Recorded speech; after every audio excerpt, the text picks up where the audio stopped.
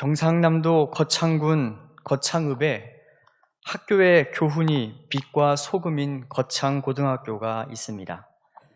좋은 학교의 기준이 각각 다르지만 아이들도 학교에 대한 자부심이 있고, 그리고 교사들도 학교 측의 배려로 자기계발로 석사 공부를 할 수 있고, 그러면서도 졸업생의 3분의 1이 흔히 말하는 명문대에 진학하는 학교입니다. 근데 성적만을 놓고 보자면 더 많은 아이들이 명문대에 들어갈 수 있다고 합니다. 그런데 그렇게 하지 않는 까닭은 이 학교 아이들의 목표가 단지 명문대에 가는 것이 아니기 때문입니다. 이 학교에는 독특한 직업 10계명이 있다고 합니다. 그 중에 몇 가지 내용이 이렇습니다. 하나, 월급이 적은 쪽을 택하라. 둘, 내가 원하는 곳이 아니라 나를 필요로 하는 곳을 택하라. 다섯, 앞을 다투어 모여드는 곳이 아니라 아무도 가지 않는 곳을 가라. 일곱, 사회적 존경 같은 건 바라볼 수 없는 곳으로 가라. 열, 왕관이 아니라 단두대가 기다리고 있는 곳으로 가라. 학교 강당에 걸려있는 이 직업 10계명은 그냥 누군가에게는 듣기 좋은 소리로 치부해버릴 수도 있지만, 그런데 인생의 중요한 삶의 방향이 무엇인가, 인생의 의미가 무엇인가를 진지하게 놓고 고민하는 사람들에게는 하나의 답이 될 수도 있습니다. 더 많은 아이들이 명문대에 갈 수 있음에도 불구하고 그렇게 하지 않는 까닭은 이들의 인생이 단지 명문대나 돈과 성공을 쫓아 사는 인생이 아니라 빛과 소금처럼 세상에 조금이나마 더 유익한 삶이 되고자 어디에선가 그렇게 살아가고 있다라는 증거입니다. 어떤 사람은 그래도 돈 잘 버는 게 제일이야 라고 말할 수도 있고요. 또 어떤 사람은 그렇게 혼자 산다고 해도 세상은 바뀌지 않아 라고 말할 수도 있습니다. 그러니 적당히 타협을 하며 살아가라라고 말할 수도 있습니다.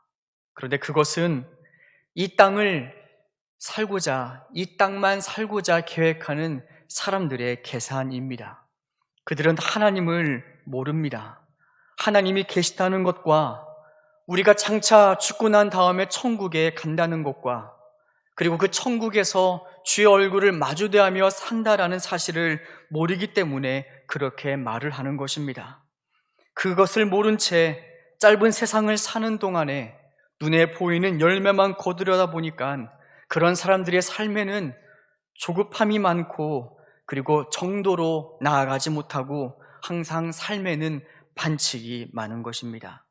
그러나 하나님은 당장 그렇게 눈앞에 이익을 쫓아 사는 사람들을 향하여, 그리고 또한 반대로는 아무리 몰라줘도 그것이 옳은 길이라면 신앙의 양심을 부끄러워하지 아니하고 묵묵히 그 길을 걸어가는 사람들을 향하여 이렇게 말씀을 하십니다. 갈라디아서 6장 7절의 말씀입니다. 사람이 무엇으로 심든지 그대로 거두리라. 자기의 육체를 위하여 심는 자는 육체로부터 썩어질 것을 거두고 성령을 위하여 심는 자는 성령으로부터 영생을 거두리라. 우리가 선을 행하되 낙심하지 말지니 포기하지 아니하면 때가 이름에 거두리라. 우리가 하는 대부분의 갈등은 답을 몰라서 하는 것이 아닙니다. 답을 이미 알지만 선택하기 싫어서 우리는 갈등합니다. 그러나 그 갈등을 끝내고 옳은 길을 걷고 선한 길을 선택한다면 하나님은 그의 인생에 반드시 때가 되면 열매를 맺게 해주신다라고 말씀하십니다. 그때가 언제인지 우리는 아무도 모릅니다. 우리의 생전에 거둘 수도 있고, 그리고 우리의 사후에 거둘 수도 있고, 내가 거둘 수도 있고, 나의 자녀가 거둘 수도 있습니다. 그 열매는 때로는 물질일 수 있고, 그러나 돈으로는 살 수 없는 더 귀한 열매일 수 있습니다. 그러나 무엇이든지 반드시 삶에 대한 열매는 있습니다. 왜냐하면 하나님께서 여전히 살아계시기 때문입니다. 이 말씀이 살아계신 하나님의 약속이기 때문입니다. 일반적인 계약도 법적 효력이 분명합니다. 하물며 살아계신 하나님의 약속이면 그 효력이 더욱더 분명하지 않겠습니까? 이 하나님을 믿고 삶을 그렇게 진실되게 살아가는 사람들, 하나님은 그런 자들의 삶 가운데서 살아계시며 그런 사람을 통하여 하나님은 일하십니다. 오늘 본문의 말씀을 통하여 하나님께서 일하시는 믿음을 가진 사람들의 삶의 모습이 어떠한지를 한번 살펴보겠습니다. 오늘 본문은 사울 초기 때의 모습입니다. 사울이 이스라엘 초기에 왕이 되었을 때 블레셋과의 전면적인 전쟁을 벌이게 됩니다. 그런데 당시 전력상 이스라엘은 블레셋의 상대가 되지 못했습니다. 너무나도 열악했습니다. 블레셋에는 병거가 3만이고 마병이 6천이고 군사는 모래의 해변같이 많았는데 이스라엘에 모인 군사의 숫자는 불과 600명에 불과했습니다. 무기 또한 비교가 되지 않았습니다. 블레셋은 철로 된 칼과 무기를 지니고 있었지만 이스라엘에는 오직 사울 왕과 요나단만이 칼과 창을 지니고 있었고 나머지는 삽이나 도끼와 같은 농기구로 싸워야 했습니다. 상황이 이러다 보니까 군인들조차 도망가는 경우가 태반이었습니다. 동굴로 숨고 그리고 자진해서 블레셋 군대에 투항한 이들도 많이 있었습니다. 이 전쟁의 결과, 뻔한 결과일 것 같지만 그러나 결론부터 말씀을 드리면 이 전쟁은 블레셋이 아니라 이스라엘이 이깁니다. 무조건 이스라엘이라고 다 이기는 것은 아닙니다. 아무리 기도를 해도 하나님이 꿈쩍도 안 하실 때가 있습니다. 하나님이 일하실 때는 한 가지 전제 조건이 필요합니다. 하나님이 당신의 능력을 그의 삶에 나타내셔서 놀라운 기적적인 일을 행하실 때에는 한 사람이 필요한데 바로 그 사람은 마중물과도 같은 사람이 필요합니다. 하나님이 도와주지 아니하시면 도저히 살아갈 수 없을 것 같은 믿음을 꿋꿋하게 살아가는 사람, 바로 하나님은 그 사람이 있을 때 당신의 능력을 우리에게 보여주십니다. 마중물은 저수지에 물을 끌어당기기 위해서 펌프 속에 부어지는 한 바가지의 물입니다. 아무리 저수지에 물이 많고 펌프의 성능이 좋아도 이 마중물 한 바가지가 부어지지 않으면 저수지에 물을 끌어다닐 수 없습니다. 마중물은 적당히 한 번 붓고 마는 것이 아닙니다. 그 모터 안이 물로 가득 찰 때까지 부어져야 됩니다. 그래서 그 모터 안에 부어진 마중물과 모터 바로 앞까지 와 있는 저수지의 물이 만날 때 그때부터 펌프를 통하여 엄청난 물의 양이 공급되게 됩니다. 바로 별것 아니지만 한 바가지 연약한 물이지만 그것이 마중물의 역할입니다. 마찬가지로 하나님이 우리 삶에 일하시기 위해서는 우리에게도 마중물 같은 믿음이 있어야 됩니다. 한번 순종하고 마는 믿음이 아닙니다. 우리 삶의 바로 앞에까지 와 있는 그 하나님의 물과 만날 때까지 지속적으로 부어지는 마중물의 믿음이 필요합니다. 어떤 이의 삶에는 하나님의 그 물이 바로 코앞일 수 있고 어떤 이의 삶에는 조금 더 멀리 있을 수 있습니다. 각각 다릅니다. 믿음으로 부어져야 될 삶의 크기는 다르지만 한 가지 사실은 마중물을 만날 때까지, 하나님의 그 물을 만날 때까지 우리의 물이 부어져야 한다는 것입니다. 결국 그렇게 우리의 마중물이 부어져 하나님의 물과 맞닿으면 하나님의 그 엄청난 물이 우리 삶으로 흘러 넘치게 됩니다. 바로 요나단과 그 옆에 무기를 든 소년, 이 두 사람의 인생이 그러했습니다. 이들은 단 둘이 블레셋 군대를 기습을 합니다. 그 적진을 종일 종횡무진하면서 약 20명의 군사들을 쳐 죽였다라고 합니다. 4명이서 2명이서 4명을 이긴 것만 해도 정말 대단한 것입니다. 8명을 이긴 것도 정말 대단한 것인데 무려 20명이나 해치웠다라고 합니다. 사력을 다하는 전쟁터이니 아마 진을 다하고 온 힘을 다해서 싸웠을 것입니다.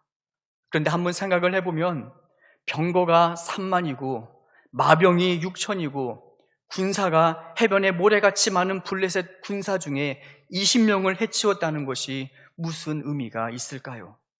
어떻게 보면은 무의미한 일로 보입니다. 그럼에도 불구하고 그렇게 의미 없는 일 같아 보이는 그 일을 왜 요나단과 그의 소년은 목숨을 걸고 싸웠던 것일까요? 바로 요나단은 위기인 이 나라를 구하기 위해서 하나님의 물, 하나님의 손이 필요하다는 것을 알았습니다. 그 하나님의 능력을 끌어오기 위해서 누군가는 마중물처럼 부어져야 한다는 사실을 요나단이 알았습니다. 요나단이 말을 합니다. 여호와께서 우리를 위하여 일하실까 하노라. 여호와의 구원은 사람이 많고 적음에 달리지 아니하였느니라. 요나단은 이렇게 말합니다. 여호와께서 우리를 위하여 일하실까 하노라. 하나님이 우리를 위하여 반드시 일하신다라고 하지 않습니다. 일하실까 하노라라는 이 말은 만약에, 아마도라는 이 불확실성의 말입니다. 우리가 목숨을 걸고 싸워도 하나님께서 도와주신다는 보장은 없다라는 말입니다. 언뜻 보면 참 믿음이 없어 보이는 말입니다. 그런데 이것이야말로 진짜 믿음입니다. 결과가 보장된 일은 굳이 믿음이 필요하지 않습니다. 실력만 있으면 됩니다. 그러나 결과가 보장되지 않은 일이야말로 진짜 믿음 없이는 할 수 없습니다.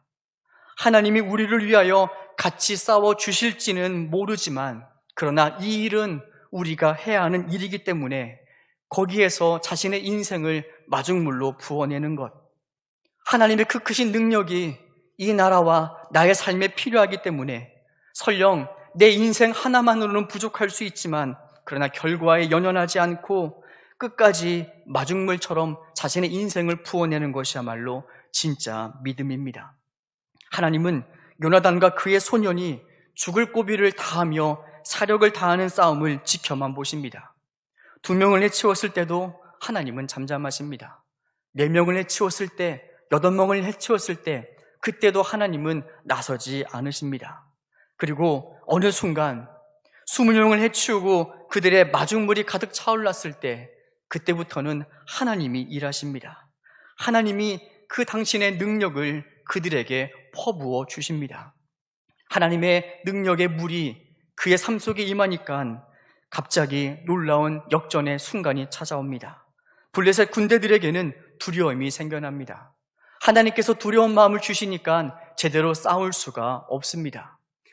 블레셋에게 포로로 끌려갔던 히브리인들과 자진해서 투항했던 그 히브리인들이 그 틈을 타서 블레셋 군사들과 싸웁니다. 그리고 온갖 도망을 가고 숨어있던 수많은 백성들과 군사들도 나와서 이 전쟁에 합류하게 되고, 마침내 이 전쟁은 하나님께서 이스라엘에게 승리로 채워주게 되십니다. 어떻게 질 수밖에 없는 이 전쟁에 하나님의 이러한 놀라운 기적이 일어날 수 있었을까요? 바로 하나님의 그 능력이 이들에게 공급되었기 때문입니다. 그러면 어떻게 하나님의 능력이 이들에게 공급되었을까요? 바로 요나단과 무기를 든 소년처럼 그 두 사람의 마중물이 하나님의 물과 맞닿았을 때 하나님의 능력이 이들의 삶 가운데 흘러왔던 것입니다. 우리의 능력을 가지고는 고작 우리가 감당할 수 있는 삶의 무게는 한두 명에 불과합니다. 우리의 능력이 조금 뛰어나고 돈이 있고 아무리 특출나봤자 감당할 수 있는 능력은 고작 20명 정도밖에 불과할지 모릅니다. 그것들도 대단한 능력이지만, 그러나 우리가 감당해야 될 바다와도 같은, 바다의 모래와도 같은 인생의 무게에 비하면 그것들은 아무것도 아닙니다. 그래서 우리에게는 우리의 능력을 채우고 넘치고 풍요하게 해주실 하나님의 능력, 물이 필요합니다. 그 하나님의 도우심과 은혜가 우리에게 타고 흘러와야 갈라진 논바닥 같은 우리의 가정도 살아날 수 있고, 혼자 감당하기엔 너무나 벅차서 낙심했던 무력한 인생도 살아날 수가 있습니다. 그 하나님의 물이 우리의 삶에 필요합니다. 뿐만 아닙니다. 갈라지고 깨어진 이 나라 위에도 하나님의 물은 필요합니다. 세상의 지탄이 되고 비난의 대상인 한국교회 위에도 하나님의 물이 필요합니다. 수없이 많은 사람들이 상처와 아픔을 가지고 중독과 자살을 향해 달려가고 있는 이 사회 곳곳을 향하여서도 하나님의 물이 필요합니다. 우리 개인의 힘만으로는 도저히 일으켜 세울 수 없는 문제가 우리 삶에 너무나 많습니다. 여러분, 어떻게 그것을 우리가 살릴 수 있을까요? 어떻게 그들에게 힘이 될 수 있을까요? 우리의 능력은 한 줌밖에 안 되는데, 우리의 능력은 이것밖에 안 되는데 어떻게 할 수 있을까요? 바로 우리가 마중물이 되면 됩니다. 우리가 마중물이 되어 살아갈 때 하나님은 한 줌밖에 안 되는 그 인생이지만 그 마중물을 보시고 하나님의 물을 우리를 통하여 세상에 흘려 보내십니다. 하나님은 여전히 그 마중물을 감당할 사람을 찾고 계십니다.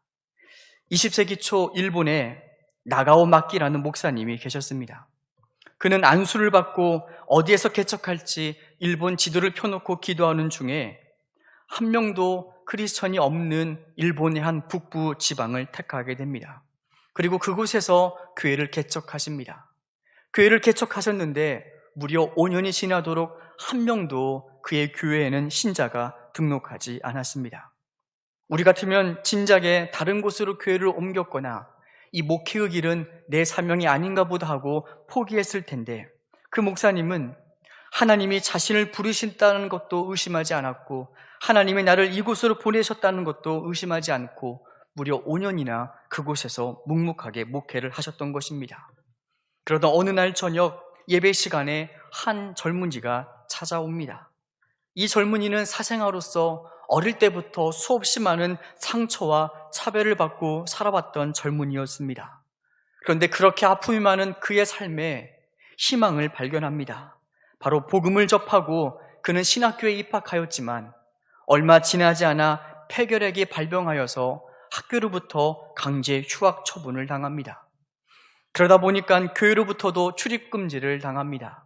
교인들도 하나씩 그를 외면하자 그의 마음 가운데는 어둠이 찾아옵니다. 그의 마음은 점점 모든 것을 부정합니다. 예수도 없고 성경도 없고 모두가 다 거짓이라고 단정을 합니다. 왜냐하면 자기 주변에는 그렇게 살아가는 이가 아무도 없었기 때문입니다. 그렇게 철저하게 세상으로부터 버림받은 그는 결국 자살을 마음먹습니다. 그가 자살하기 전에 우연히 나가오 목사님에 대한 이야기를 듣습니다. 그리고 그 목사님을 한번 찾아가기로 결심합니다. 만일 나가오 목사님마저 자신을 외면한다면 진짜 예수님은 없는 것입니다. 그러니 세상을 떠나리라고 그는 결심한 것입니다. 그런 영문도 모른 채 자기의 교회에 한 젊은이가 들어서자 나가오 목사님은 너무나 기뻤습니다. 예배가 끝나고 그 젊은이와 함께 식사를 하는데 갑자기 그 젊은이가 욱 하더니 입에서 각혈을 토해냈습니다. 그러자 나가오 목사님은 아무런 말 없이 그 청년이 토해낸 모든 핏덩이를 다 닦아주었습니다.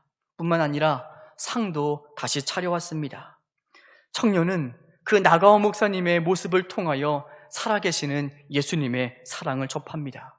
그리고 그의 마음이 서서히 회복이 됩니다.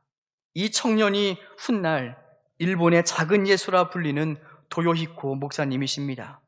도요히코 목사님은 간디와 슈바이처와 더불어 20세기에 헌신적인 사회운동가로 평가받았고 노벨 평화상 후보까지 추천되기도 하였습니다.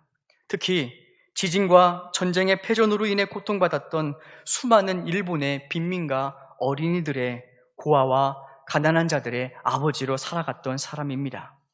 그는 일본의 한국 침략에 대해서 이승만 대통령 당시 개인 자격으로 내한하여서 일본의 침략을 사죄하였고 그로 인해 나라로부터는 이다나 매국노라는 취급을 받지만 그가 1960년 별세할 때까지 그는 빈민촌에서 헌신하며 복음을 전하고 수많은 이들의 사람을 위로하고 영혼 살리는 일을 감당했던 일본의 작은 예수였었습니다. 나가오 목사님은 평생에 한 명의 크리스천밖에 배출하지 못했습니다. 인간적인 관점으로 보자면 그는 실패한 사람입니다.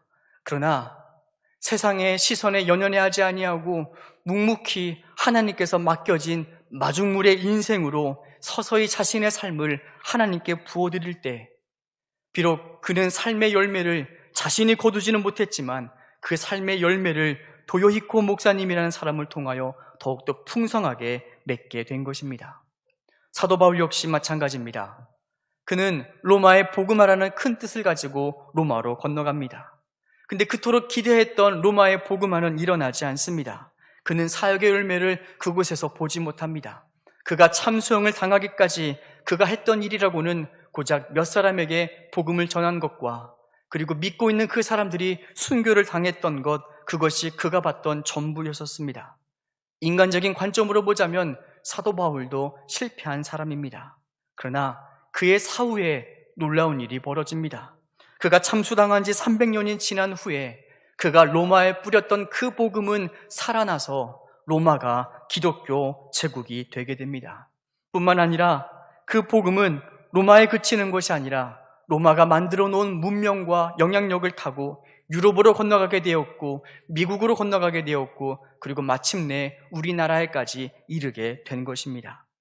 만일 나가오 목사님이 열매가 보이지 않는다고 마중물처럼 부어주었던 자기의 삶을 포기해버렸다면 도요이코 목사님도 없었을 뿐만 아니라 일본의 수많은 고아들과 가난한 사람들이 복음을 듣지도 못했을 것입니다.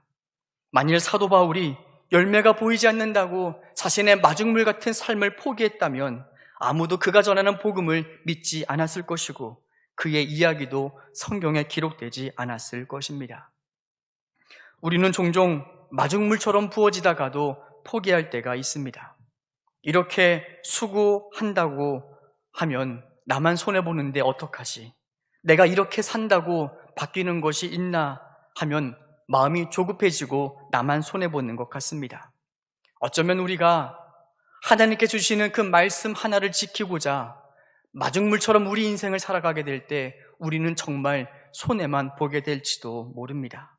그러나 한 가지 분명한 사실은 하나님께서 세상을 변화시키실 때, 하나님께서 우리의 삶을 우리 속에 나타내실 때 하나님은 반드시 마중물 같은 인생을 통하여 일하신다라는 사실입니다. 우리가 그러한 손해가 싫어서 마중물 같은 삶을 포기해버린다면 하나님께서 일하실 삶이 없는 것입니다. 우리가 그러한 손해가 싫어서 우리의 삶의 자리 가운데 반칙을 수없이 범하며 살아간다면 하나님께서 일하실 삶의 공간이 없는 것입니다. 그래서 우리는 하나님의 일하심을 기대하면서 마중물로 살아가야 합니다. 순종은 우리의 몫이지만 결과는 하나님의 몫입니다. 믿음은 버티는 것입니다. 하나님을 향한 진실된 믿음은 상황에 따라 변하지 않습니다. 우리가 부족하지만 그 믿음 하나를 붙들고 우리가 복음을 믿고 살아갈 때 하나님이 일하십니다. 여러분, 복음을 믿으십니까? 복음은 단지 예수님께서 우리의 속죄를 하셨다, 우리를 위해서 죽으셨다라는 사실이 복음의 전부는 아닙니다. 그것은 시작에 불과합니다. 그 속죄를 통하여 우리가 얻게 된 것이 부활이고 그 부활 이후에 우리를 기다리고 있는 것이 영생입니다. 영생은 무엇입니까? 우리가 하나님과 얼굴을 마주대하며 영원토록 사는 것이 영생입니다. 그 마주대하는 삶이 있기 때문에 하나님을 대할 때 부끄럽지 않기 위해서 내 삶의 믿음을 지켜내는 것, 그것은 복음을 지키고 복음을 믿는 사람만 살아갈 수 있는 복음의 영향적인 것입니다. 비록 여기 있는 우리 대부분은 무명의 그리스도인으로 살아갈 수밖에 없을 것입니다. 그러나 무명 같은 인생이라도 마중물처럼 하나님께 부어지면 하나님은 그 마중물을 타고 우리의 삶에 일하십니다. 우리의 삶에 흘러가서 우리의 가정을 변화시킬 것이고 우리의 교회를 변화시킬 것이고 그리고 이 나라도 마중물같이 부어지는 그 한 사람의 인생을 통하여 하나님은 일하실 것입니다. 비록 지금 우리가 뿌리는 씨앗들의 결과를 우리가 보지 못할 수도 있습니다. 그러나 그 열매는 반드시 맺혀집니다. 우리의 자녀의 삶에 맺혀지고 이 사회에 맺혀지고 우리의 지혜보다 더욱더 뛰어난 하나님의 섭리로 하나님은 마중물같이 쏟아부었던 그 한 사람의 인생을 결코 헛되이 허비하지 않으실 것입니다. 여러분, 그래서 우리 연약하지만 미약하지만 마중물 같은 삶을 살아갑시다. 오병이어 같은 작은 도시락이지만 그 도시락 하나를 가지고 왔던 그 아이의 삶을 예수님이 받으십니다. 비록 한 명이 먹기도 부족한 거였지만 그 소년의 도시락이 마중물로 부어졌을 때 5,000명이 넘고도 5,000명이 먹고도 남는 놀라운 역사가 이루어진 것처럼 아무것도 없는 능력이지만 아무도 주목하지 않는 인생이지만 그러나 그 말씀 하나를 지켜내기 위해서 부끄럽지 않은 삶을 살아가는 그 한 사람의 마중물 같은 인생을 통하여 하나님은 여전히 우리가 상상할 수 없는 일을 이루실 것입니다. 그것을 믿고 사는 우리가 진짜 그리스도인, 진짜 복음의 사람입니다.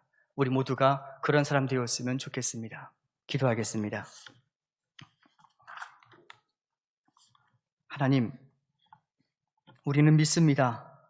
선을 행하되 낙심하지 말지니 포기하지 아니하면 때가 이름에 거두리라.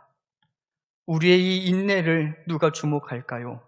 우리의 이 믿음을 누가 알아줄까요? 그러나 하나님은 아십니다.